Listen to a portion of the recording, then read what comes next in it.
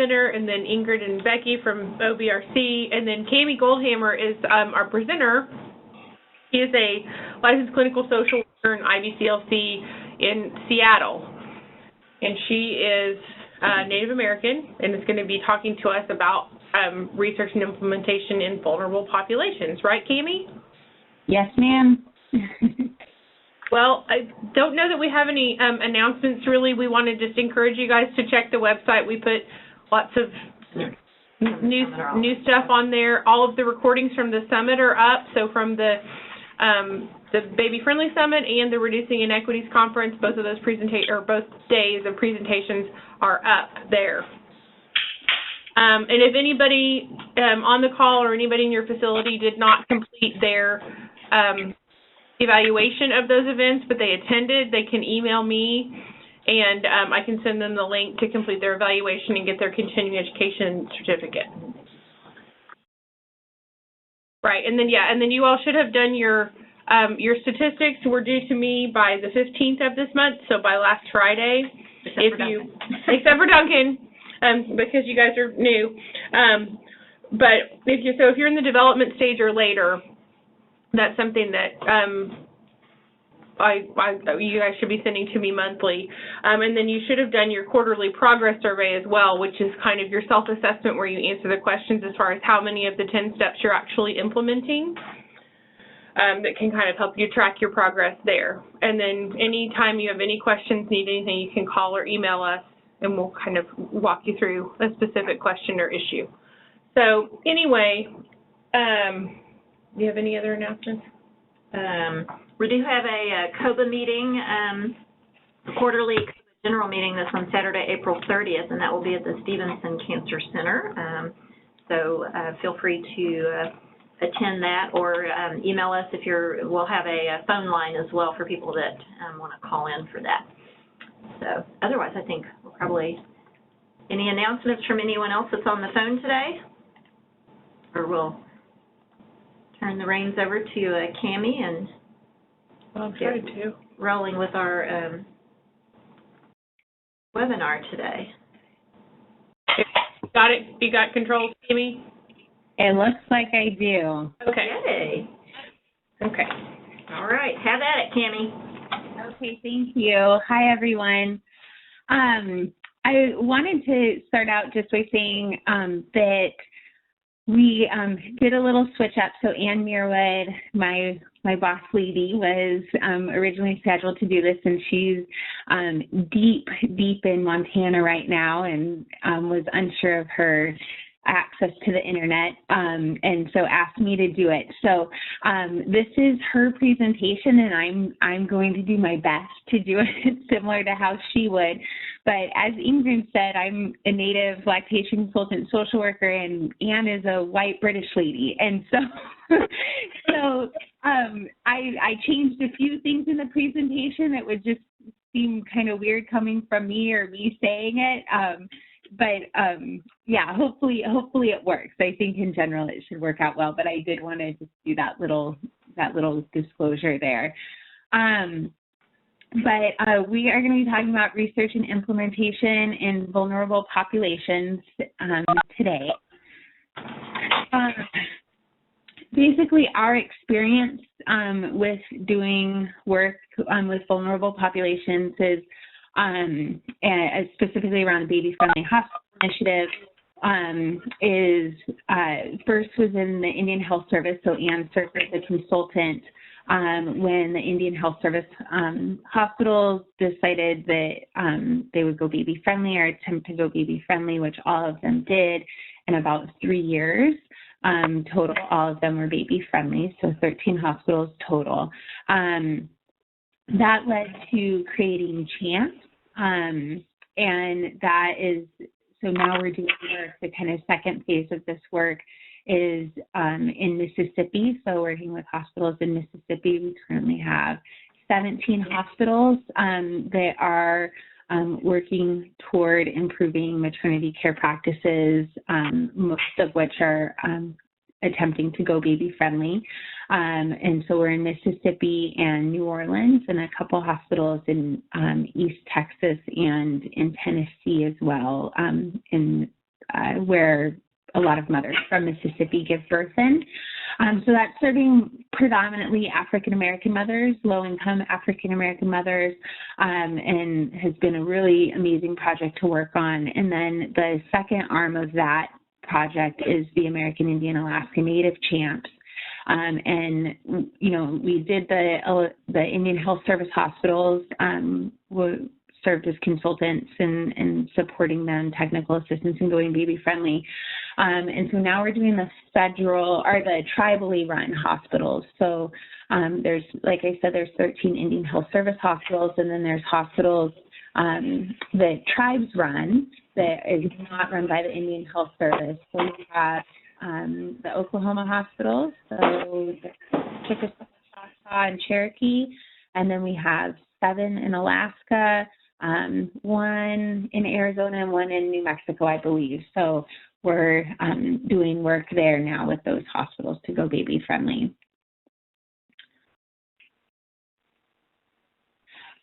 Just a little bit about the Indian Health Service. So the Indian Health Service provides health services to 2.2 million members of the 566 federally recognized Alaska Native and American Indian tribes in the country. We started doing the work in the Indian Health Service hospitals in 2011. It kind of came out of Michelle Obama's Let's Move campaign, and then she had the Let's Move in Indian Country campaign. And one of the recommendations was that all IHS hospitals become baby friendly. This was really, really different because this was an approach that came from, the top down, which a lot of times baby friendly, when hospitals go baby friendly, it's really driven by the lactation department or nurses, kind of from the bottom up. It's, and our biggest barriers are often the administrators.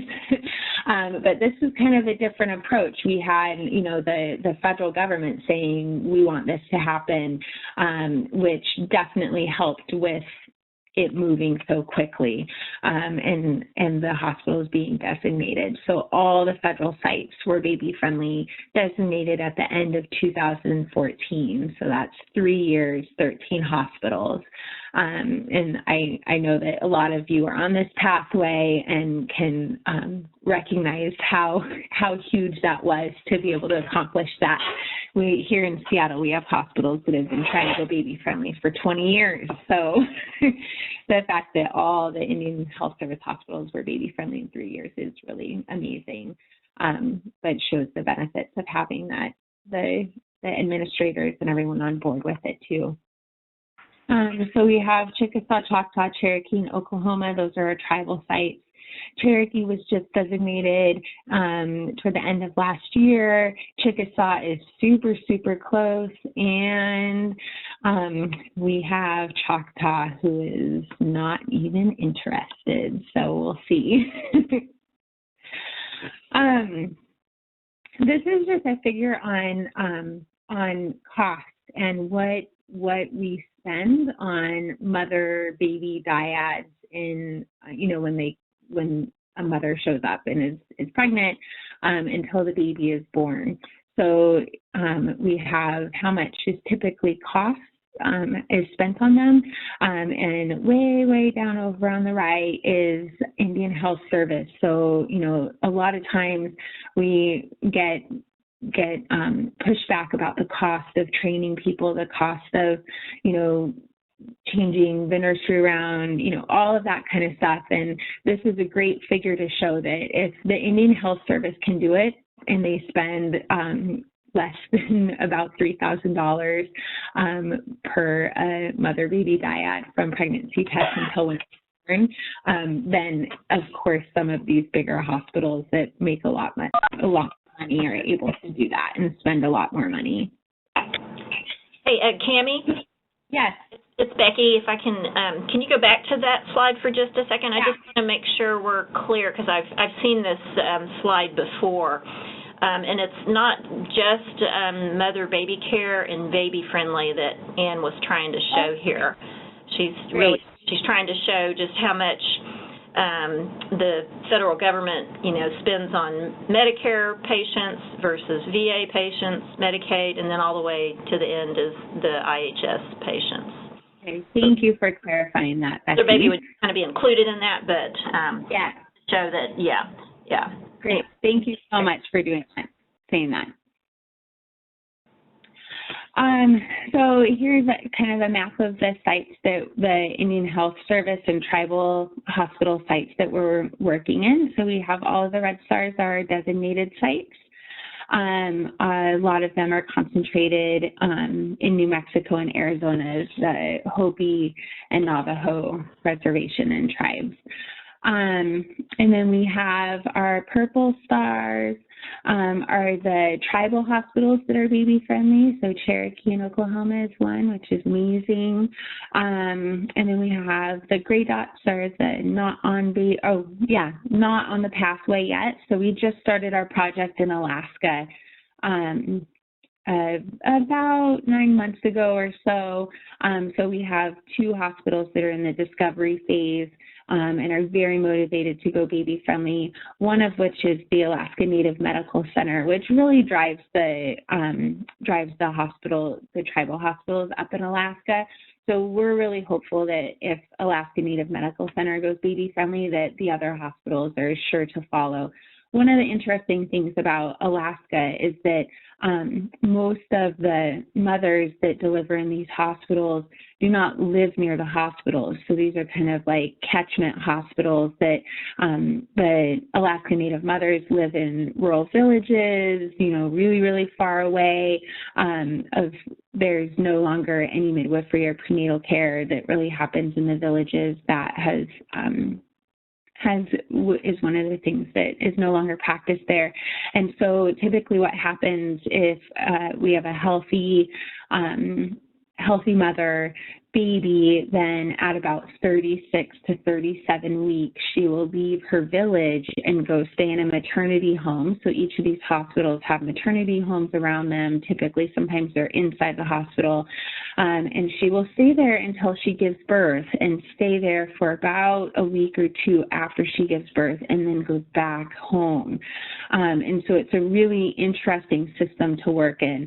And so typically these mothers can choose where they want to go to. And so the thought and one of our hopes is that if Alaska Native Medical Center and Search go baby friendly, that the mothers will choose to give birth in those hospitals because they can have that choice, and that those other hospitals are going to be sure to follow with a little bit of peer pressure.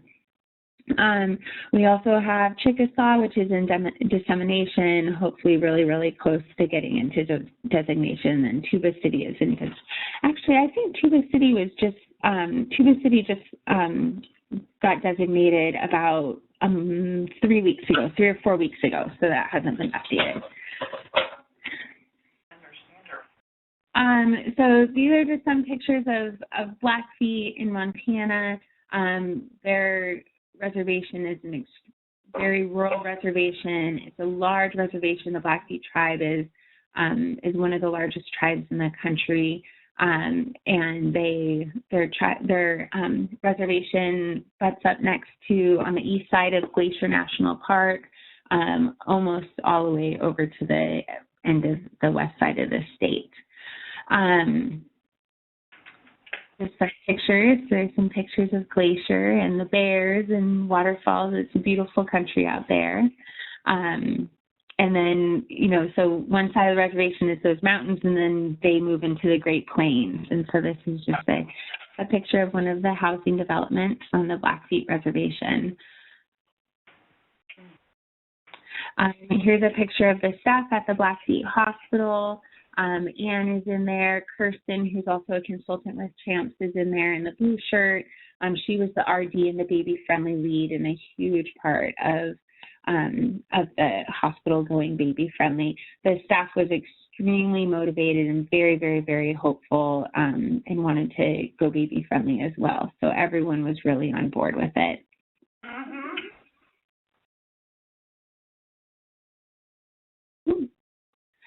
All right, so this is Anne's advice for, which I absolutely agree with when working in underserved populations. And I always think about Anne kind of, when she decided to, or got the opportunity to work in Indian country. And here she is, a white British lady who's been in the United States for 30 plus years doing amazing breastfeeding work, and got hooked up with the Indian Health Service. And, I think about what a culture shock that must have been for her. And she has really exemplified someone, though, an outsider coming into the Native community and really doing amazing work and really gaining the trust of the community, which is very, very, very hard to do.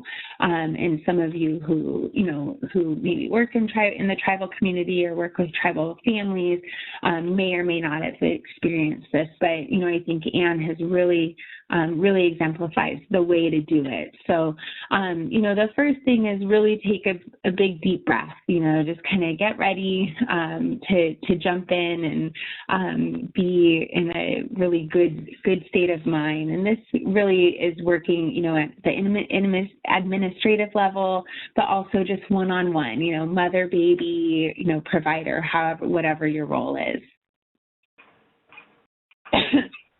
It's really important to consider how you look to the population you're serving if they're a different population. This is something that can be really difficult for especially white providers to understand, kind of the privilege that's involved with seeing always being served by people that look like you, right? So most white people in this country, when you go to the hospital or go to your doctor looks like you, your nurse looks like you, the MA looks like you, and there's really privilege behind that. That means something. And so for those of us that don't have that opportunity, it's important to kind of look at how do you look to the population you're serving, and recognize that and think about it and acknowledge that it does mean something. It's not something to be ignored, but it's not necessarily a negative thing either. And that's acknowledging, really acknowledging the complexity of that and that relationship. My husband, and some of you may have heard me speak a couple years ago in Oklahoma, but my husband is a white Jewish guy. His father was a doctor, and one day my littlest, we had to go to the ER. She was very, very sick and had not pooped for a day and a half and was throwing up so we needed to go in and see if there was a blockage or something.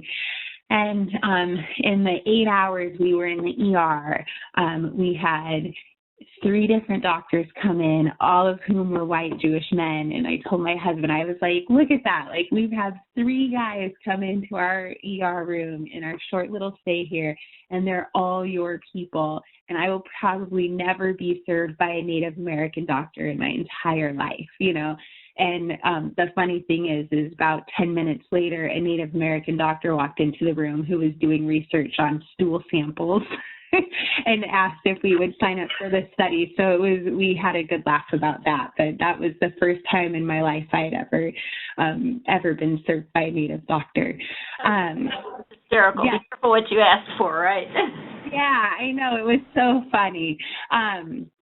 But it is complex, and again, it doesn't mean it's a negative thing, but it's important to recognize. Definitely important to recognize. Really, it's important to be aware of that history and the historical suspicion of how it can be applied to you. This is not just speaking for the Native community. We have many different communities of color in this country that have extremely traumatic, tumultuous relationships with European Americans or Caucasian people, and that's passed down, and it may not be passed down verbally, but it's passed down. We know that trauma is passed down through our DNA, and we know it sticks with us. And so, a lot of times it can be hard for a lot of white providers to be like, well, it wasn't me who did that, or you didn't experience it. So why should it matter now when it's you and me in this room? But it really does matter, and it's important to be aware of and again, recognize that and how it can be applied to you. And this is totally, I wish I could do a British accent and imitate Anne saying, suck it up. But, but she does a really good job of that, just really sucking up that it, the history is traumatic, it's hard, and it can be hurtful as white providers sometimes to have someone distrust you just because of, who your ancestors were. But, as providers, we often have, we do have to suck it up. We have to deal with it. That's our stuff to carry and not something to put on our relationship with our patients.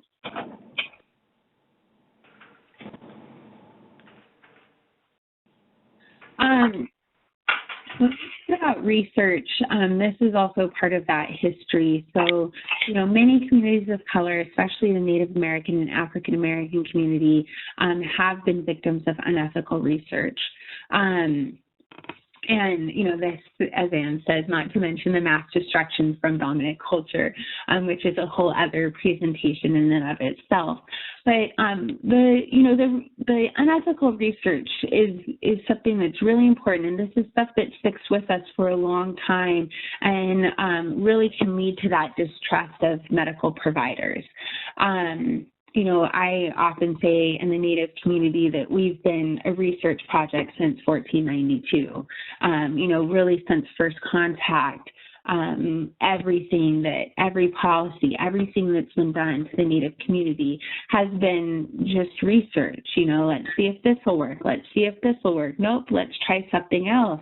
And we know that even Hitler looked at what was done to the Native people in the United States as a model for the Holocaust. And so that research that was done in the Native community had impacts around the world that we, are really still dealing with today.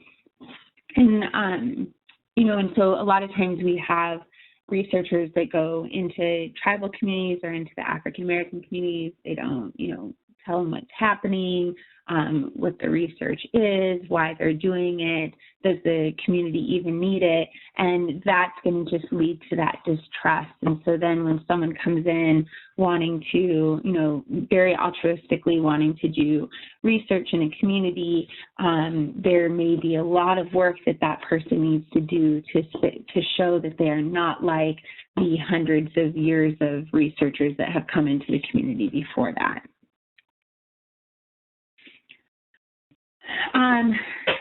So the word research or study definitely can be taboo, especially in tribal communities. Nobody likes to be researched on. So, and again, that word research or study carries a lot of weight. There's a lot of history in each of those words. And so there's going to be a lot of times an automatic distrust. We're finding in Alaska that it is very much taboo to talk about research or study when we talk about kind of, the work that we're doing. And, we, of course, are hoping to publish the CHAMPS work. And so that's something that, they were really put off about when we talked about that. So be careful with the words that are used, and sometimes they can shut a door before you even get in.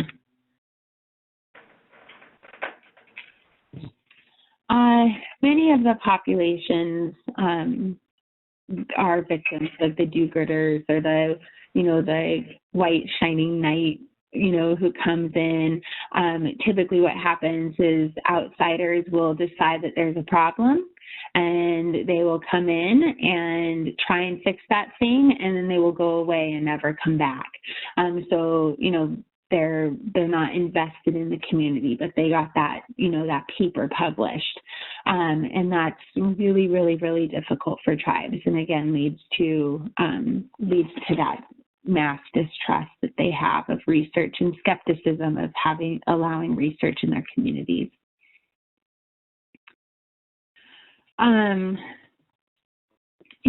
Typically what will happen when everyone disappears after coming in to, try and do all the good work and fix things is that, the people that are there are the ones that are stuck with the outcomes. where the visitors aren't. The visitors get to go back home and live their life and do their work and get their paper published, and never really have to think about what happened. And that's definitely not okay and has to change in the way we do work in underserved populations.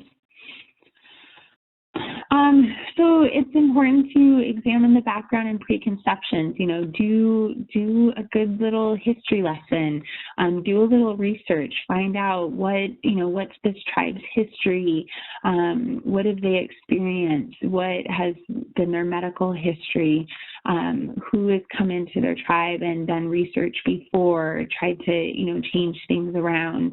All of that's going to be really helpful in opening the door. Avoid that peer scientist provider mentality. It's unlikely to be shared in the community. This is very much true, especially in the Native community. There is definitely a deep respect for doctors, but, they definitely are not as high on the, proverbial totem pole as the grandmother is, or maybe the priest is. And so, a lot of times we have doctors or providers or scientists that come in and they think that they know everything and are super smart and, that everyone should listen to them. And the community, is like, no, my grandma said this, or my grandpa said this, or my auntie said this, and that's going to take a precedent over what any provider would say. So being humble and open in that role is going to be really helpful in people understanding who you are and what your role is. And of course, avoiding that savior mentality at any time is just, that's just a good life lesson in general.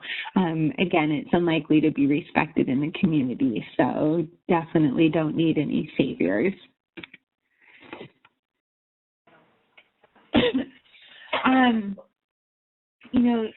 Respect is really important, and it's one of those things that it seems, to go without saying that respect, of course we're going to respect the family or we're going to respect the tribe, but it's really not just those words, but the practices.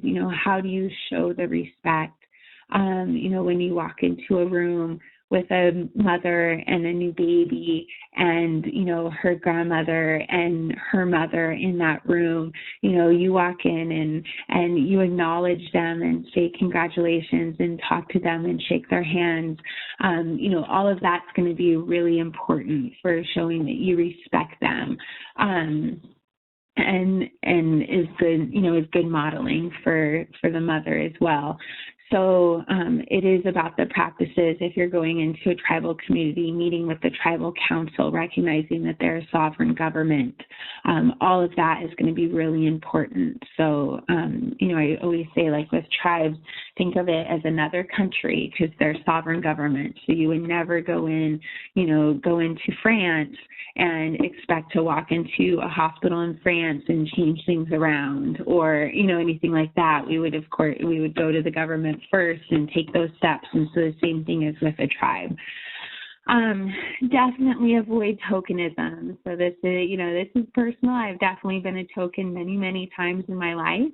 And I have kind of the mental wherewithal and skill to be that person and not get burnt out, but it's very, very easy to do. Tokenism is really, just picking one person, that one Native person, or the one Black person, putting them on the grant, saying that they're going to be involved, and then, not paying them, not involving them, not getting more community members to be involved. All of that tokenism is really, really, really hurtful. And again, a really easy way to lose trust and respect from the community. It's Becky. Can I ask a question? Yes, please. On that, because I hear you, and I think that's definitely a challenge for people as they're working on baby friendly and trying to have maybe the appropriate representation on their task forces and work groups. So I guess one of the issues is how do you get a bit more input from the community to get that perspective on, how are we doing? How is the how are we doing on our baby-friendly journey, and how are we impacting whatever community we're trying to do a better job of reaching, say, for example, the, African-American community or Native Americans. Any ideas on that would be appreciated. Yeah. I think it's, there's a difference between having a token and having, like, a champion. You know what I mean? So if you have, like, a person that you all, know from the community or work with, and you bring them in as a champion, that's a great place to start. Of course, you could ask them, who else would be interested in being a part of this? And letting them kind of lead that community approach, the grassroots approach of building this and supporting that champion in any way possible.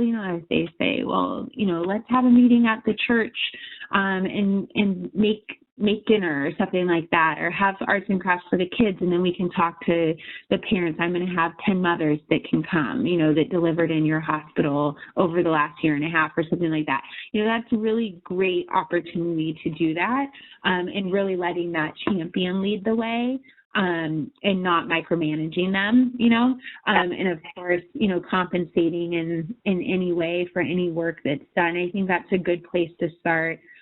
Holding community meetings is a great way. Maybe you don't have a champion that's maybe a member of that community, but maybe someone that works in the community. Maybe you're really close with the WIC supervisor, at that tribe or at that clinic. Maybe go to them and say, hey, can we have a meeting? Do you know of any mothers that would be interested in being a part of this? Just keep on talking, keep on asking, and making it easy. That's the one thing, making it easy, because they definitely have busy lives, as we all do.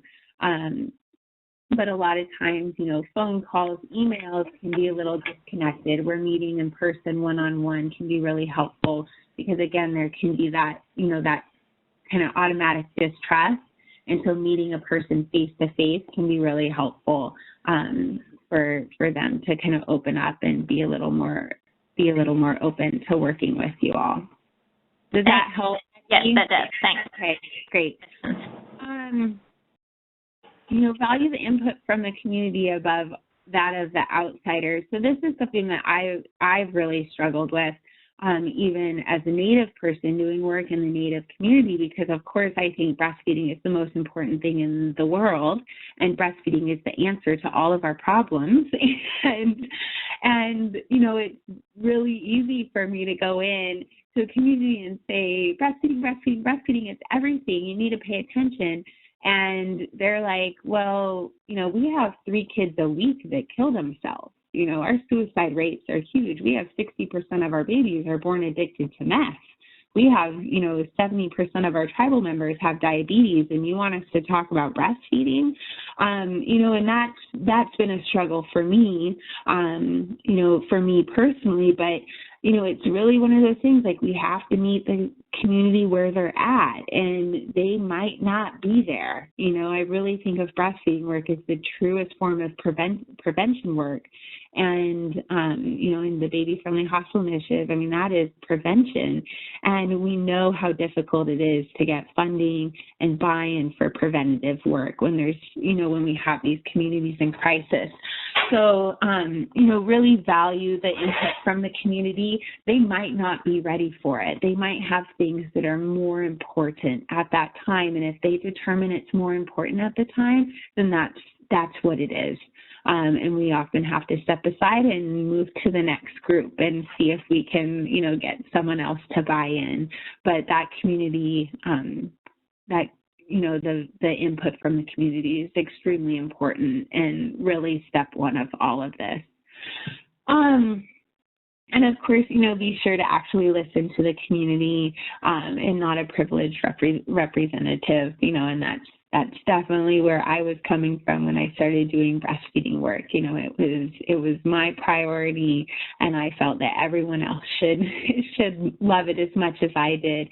And this is after, you know, growing up and working in the Native community for 10 years as a social worker, and so I was not naive at all. It was just, you know, I felt that light bulb go off in my head, and I'm like, I need to share this news with everybody. But sometimes, you know, they just weren't quite ready. And when I really sat down and listened to the community and listened to the tribal members and the tribal council, I was able to understand what they meant and why they couldn't necessarily be involved at that time.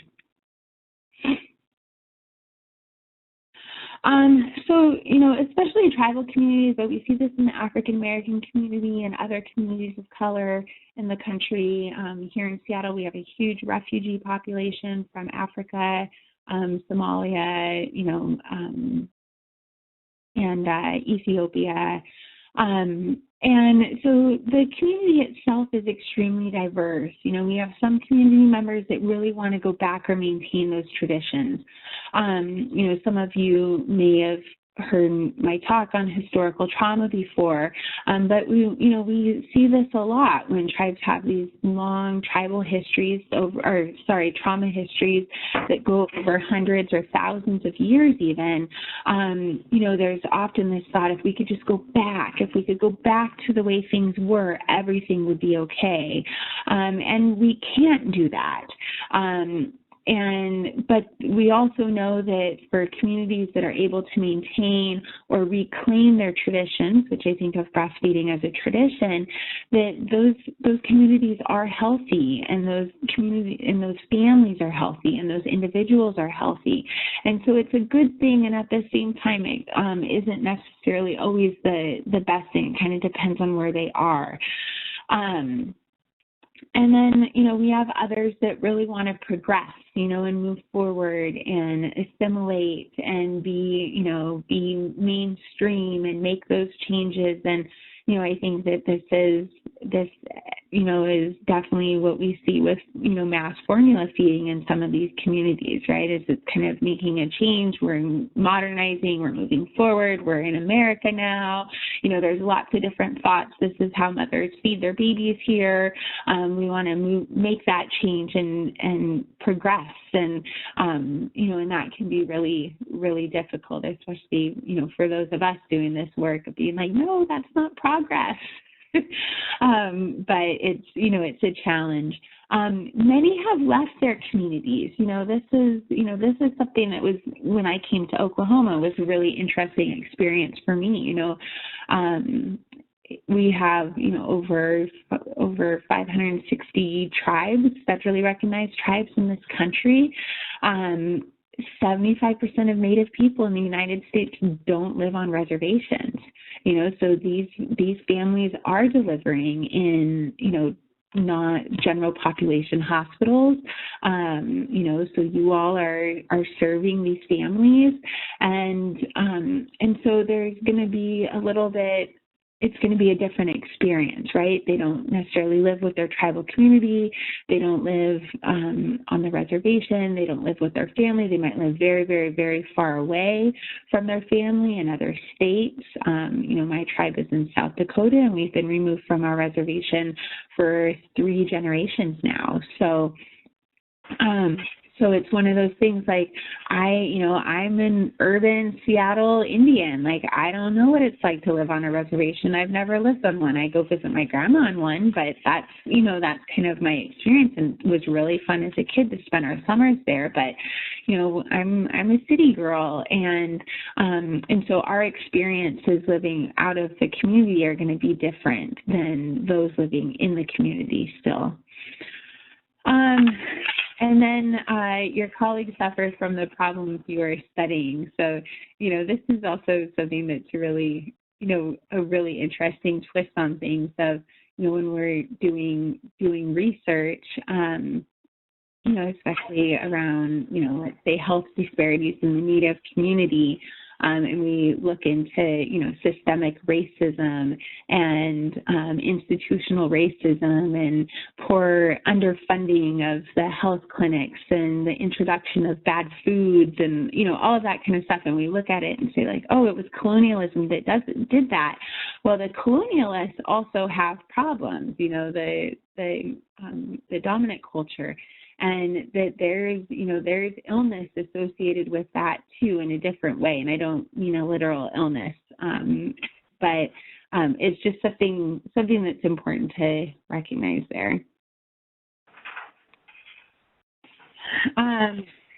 We kind of already talked about this. Our priorities may have absolutely nothing to do with the community priorities, and that's just the way it can be sometimes. I find that I've become a very good salesperson. It was really easy for me to get discouraged when I first started talking to tribes about doing breastfeeding work in their communities, and they would bring up the addiction issues or the suicide issues or the diabetes issues, and I got really good at bringing that back to breastfeeding, and saying like, yes, that's what I'm concerned about too. I'm concerned about the addiction rates or the level of abandonment. Did you know that babies that are breastfed are abandoned less than babies that are not breastfed? Did you know that the role that that breastfeeding plays in diabetes and the prevention of diabetes? Kind of just changing the way that we talk about breastfeeding to make it a priority to the community and understand that our priorities are in line a lot of times, even though they may have nothing to do with each other. They think they have nothing to do with each other. Your needs may have nothing to do with the community's needs. Again, this is something I've run into so many times when I do community needs assessments. They need education, transportation, housing, utilities, jobs, that kind of stuff. And I'm wanting to, get them doulas. So the needs can be very, very different. And it can definitely be a barrier to getting into the community and doing the work. The communities do not need you to speak for them, but they may appreciate your privileged help to reach and a platform to speak for themselves. So this is something that's, really important to recognize, is that these communities do have a voice, and they have very important things to say, but a lot of times that megaphone that some of us might be able to speak from is not available to them, right? And our role is often just passing the megaphone over and stepping aside and saying, here you go, tell your story, and giving them that space to do that. Because we definitely see with systemic and organizational and institutional racism that is often what happens, is that the privilege of being able to say what you need to say is only a privilege for a few people in this country. So we really want to encourage you all to use your privilege to give these community members a place to speak. So, really, we're just going to do lots and lots of listening. And Anne says here, no, really, stop talking and listen. This is really important. It can be really hard sometimes when you only have 50 minutes, to talk with a family, or you have 8 minutes to get in and out of that appointment with that mom. But we really do have to just stop and listen to what the families are saying and what the community is saying. Let that silence sit there. So oftentimes in the Native community, a lot of times people say that we're slow talkers, or we don't talk much, or when we do talk, we never stop talking. And that can be frustrating for outsiders. I know for my husband, it's been, a huge learning curve for him, and we've been together for a very, very long time. But, you can really wait until people stop talking and then let that silence sit there, and then someone else will say something, right? Because we typically are going to stop and listen and think and then talk again, which is something that is not common in kind of our mainstream dominant American culture. So, yeah, so that's something Mr. Trump could probably take a few lessons from that one. You think? We're laughing with you, Karen. Sorry.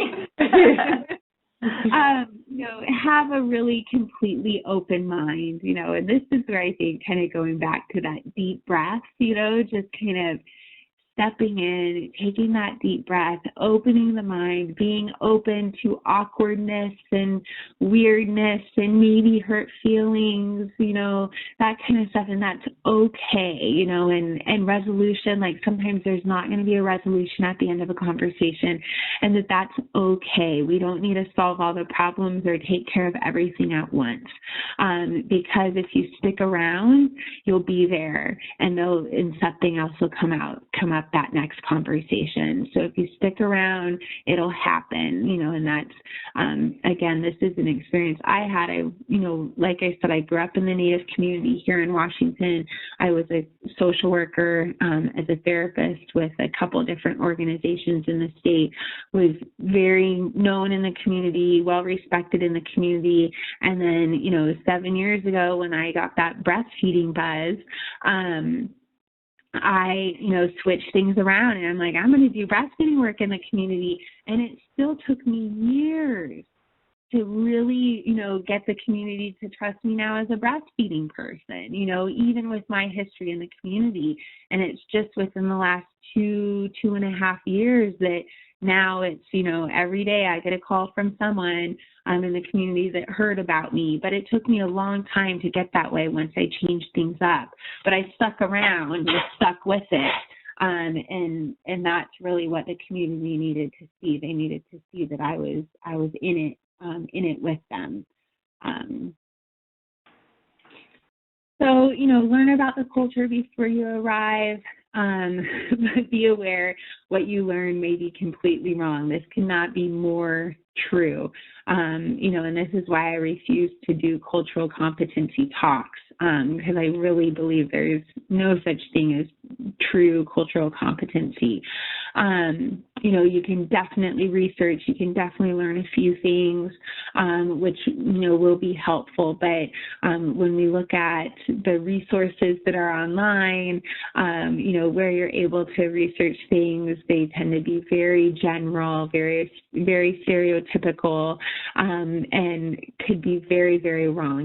Just as any community, we are a very, very diverse population and can be very, very different from one another. And so really sitting back and listening and kind of getting the story from that family that you're working with, or that tribal community, or that church that you're working with, whatever you're doing, recognizing that within the community, there's very diverse individuals that make up the group, but a lot of times they do have shared experiences. So yeah, learn the language. I had an experience yesterday. I was in Baltimore for the NATO conference, and ended up getting on a shuttle with 4 pilots from the hotel to the airport, and listening to them talk about Deadheads, which to me is, a Grateful Dead fan, but for them it meant something else. And they were, their jargon was just nothing. They were speaking a foreign language to me. I couldn't believe it. And by the end of our half-hour car ride, I was like, wow, I think I kind of know what they're talking about now. But, learning the language can be really, really helpful. This can be as simple as, when you meet with a Spanish-speaking family, saying hello and how are you, in Spanish, just doing something basic. But it could be more complex than that. You could go into, a church group to talk about, have a community meeting or something like that. And, knowing the language, knowing the jargon, those little things that they say here and there, can be really helpful in understanding. what they're saying. And please don't be afraid to use humor. So we can get very serious in our field. So being funny, cracking jokes, is going to be a good thing, you know, recognizing, like, being able to laugh at yourself when you say something weird or silly is going to be helpful and something that the community is going to respect you for, if you can do that, you know, and definitely have fun, go to the local hangout, celebrate birthdays, eat food, all of that's going to be really helpful. The community is going to see you doing those things and see that you care about them. You know, I often think of this as kind of the difference between beat cops and kind of the way a lot of police forces are run now. You know, we used to have cops that walked in your community and they knew everyone and they, you know, knew the good restaurants and knew where everyone lived and, you know, that kind of stuff. And it's different now. And so there's a larger level of distrust because we don't know these people face to face the way, you know, the way our parents did, our grandparents maybe did when communities were smaller and more close-knit. You know, spend some time in the community before you go and talk. You know, this is something that I see, you know, usually every time I talk in a state, and it even happened yesterday in Baltimore. You know, I had someone that, you know, said, you know, do you know anyone in the Seminole tribe in Florida that I could talk to? You know, and I'm like, no, I live in Seattle. You don't know anybody in Florida. Like, you live in Florida, you go to the community, walk around, check it out. You know, try and meet some people. Like, you have a better chance of doing that than I do. Just because I'm Native doesn't mean I know someone in every tribal community, you know, in the country. So, you know, definitely go around, check out the community before you say anything. You might learn a lot before you even talk to anybody. You know, walk the streets, talk to your local contacts, get them to take you around, do lots of listening. Anne's does a great job of doing this. You know, she'll get in the car and she'll just drive for hours with a local community member, you know, and listen to their stories and, you know, and gets a lot of information that way. That's really, really helpful. Do lots of eavesdropping, you know, like we know our moms told us not to and that was rude, but do it, you know, listen to what they're saying in the elevators, in the bathrooms, you know, ride the bus. I love that, you know, like get on the bus, do a different form of transportation, go into the restaurants and listen to what the community is talking about. And develop your ability to observe with your brain engaged. You know, this is a lot of times when we're in these situations, we're observing and we're thinking about the next thing that we're going to do, you know, and really just being able to stay engaged and observe and take that moment for what it is going to be so helpful. And then you'll be able to take those next steps.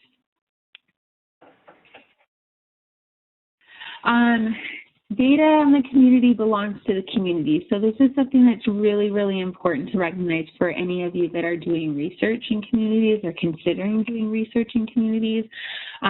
I have done a couple of projects with an infant mortality group that I work with, Native Infant Mortality Group, and we've had March of Dimes that has wanted to fund us on things. We've had a couple, the American Indian Health Commission that's wanted to fund us.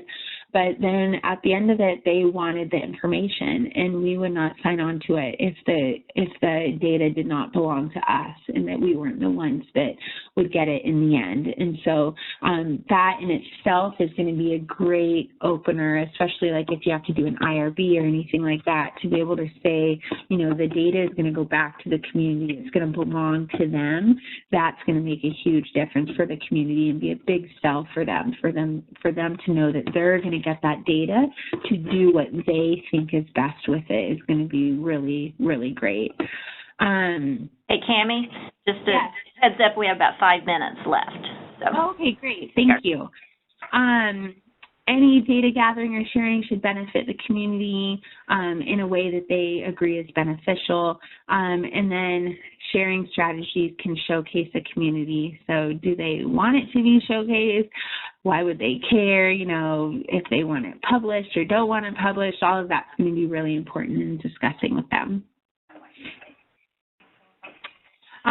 So many of the problems we see in minority communities are caused by colonial interventions. So we have, you know, historical trauma, abuse, mass slaughter. So this is, you know, that intergenerational trauma that's occurred over hundreds of years, and in some communities, thousands of years. Currently, we have mass underfunding and abuse, so something really important to consider. Less than 1% of philanthropy dollars go to Indian country, and so, you know, that underfunding is really, really hard. And then we have that ongoing institutionalized racism as well. You know, I was at NACCHO yesterday, and they had a map of their funding, of where their funding is, and it was a direct inverse of a map of where tribal communities are, you know, and I was like, I wonder why. And then you can just look at the institutionalized racism within how do we apply for grants. You know, we have people do a letter of interest, and then they have to do a webinar, and then they have to, you know, do a whole proposal, and they have to do it, you know, 6 months in advance. And tribes often have to get the approval of their tribal council, their government, to do these things, and they might not be able to get on the docket for months. You know, all of that stuff is going to play a role in it, and I think definitely affects the funding where we have access to. Hey, Cammie, because I think we've just got a couple minutes left, and I know some people have already had to leave. Do you want to skip ahead? You had a couple of slides there about the Mississippi hospitals that you might kind of wrap that. Thank you. So here's our hospitals in Mississippi that we're doing work in. Oops, sorry about that. So they're doing a great job. So we have, here's a Hospital X in Mississippi. This is their initiation rates. And what we're really hoping to accomplish with this is closing the gap, closing up that health disparity. And we can see with, you know, implementing the baby-friendly hospital steps, the 10 steps, that gap is definitely closing. It looks like we had a little drop at the last round, but the Black population, which is our target population, is moving up, and it's really, really wonderful to see. So everyone benefits from that. Here's our skin to skin. So look at this. This is so wonderful. You know, so when we first started this project, about 38% of Black mothers were getting skin to skin after birth, while 70% of white mothers were getting birth, and this was from a chart review. And we really, you know, probably this is just because the white mothers asked for it, right? Because they had read about it and had asked for it. And so once it was offered to everybody, though, you know, we know that everyone loves skin to skin, and it's a really lovely thing. And we've completely closed that gap, and there is no longer a disparity. And we have 90% of mothers getting skin to skin across the board. And that's that. All right. Cammie, I do have maybe one question. We'll see if we can, or if anybody else has any questions for Cammie. Maybe I'll ask that first. I can always ask questions, but are there anyone else that's on that has a question for Cammie? Cammie. Oh, so that wasn't Ingrid. Call her Cammie. I don't have any questions. Yeah. Well, Cammie, my quick question hopefully is maybe can you just give a real quick picture of, we hear about the first foods in the Native American communities and kind of linking breast to that whole, so what are other first foods, and is that something that might be one way to kind of start a conversation about the importance of breastfeeding? Yes, I think that's a great place to start, and that's actually where I've been doing a lot of my work now, is just working with the food group at the tribe. There's usually a food sovereignty group at the tribe. They're usually men.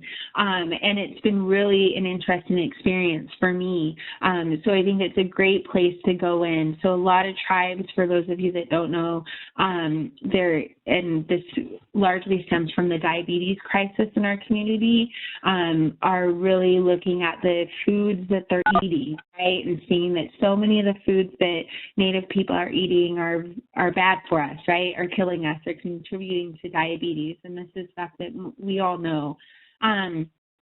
And so there's this real, there's a lot of momentum around going back to those first foods, the traditional foods.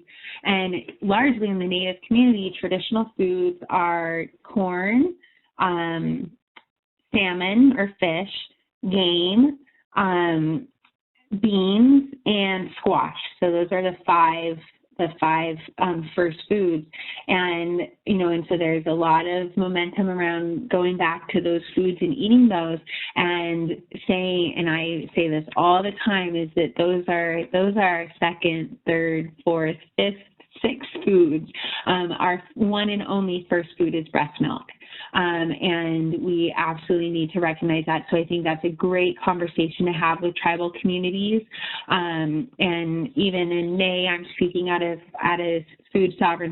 tribal food sovereignty conference in May, which will be the first time anyone's ever talked about breastfeeding at a tribal food sovereignty conference that we know of in the country. So, luck with that. I think it's a really, really a great place to start, though, especially if you're kind of, bumping up against other pathways, to go there and talk about breast milk and the importance of breast milk as a first food is going to be a great place to start. All right. Well, I think we're, a couple minutes past the hour, and I know, people have patients to take care of. So, sorry, I didn't mean to go so long. It's hard when you're not in visual contact, so it's hard. But thank you so much for making yourself available yet again for Oklahoma. Everybody really enjoyed when you were here and spoke at our summit a couple of years ago. So we definitely appreciate your time, and good luck with all the great work that you're doing. Thank you so much for the opportunity.